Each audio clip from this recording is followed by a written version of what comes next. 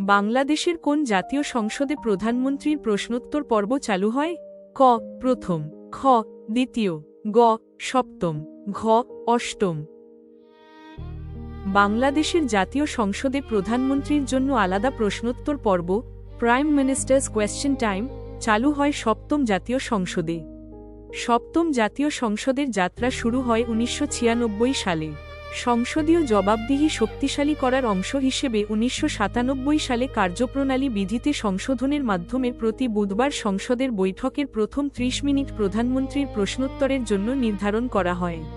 এই পর্বে সংসদ সদস্যরা প্রধানমন্ত্রীকে জাতীয় গুরুত্বপূর্ণ বিষয় ও সরকারের কার্যক্রম সম্পর্কে প্রশ্ন করার সুযোগ পান।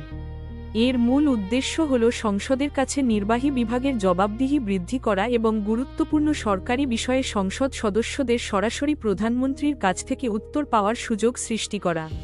মনে রাখুন, সপ্তম সংসদ ১৯৯৬-২০০১-১৯৯৭ সালে প্রধানমন্ত্রীর প্রশ্নোত্তর পর্ব প্রাতিষ্ঠানিকভাবে চালু। বাংলাদেশের সংসদীয় ইতিহাসে প্রধানমন্ত্রীর প্রশ্নোত্তর পর্ব চালু হয় সপ্তম জাতীয় সংসদে। ১৯৯৬ সালে সরকার গঠনের পর এই পর্ব চালু হয়। তাই সঠিক উত্তর হল গ সপ্তম। ট্রাই বাংলাদেশের সংবিধান অনুযায়ী জাতীয় সংসদের মেয়াদ কত বছর?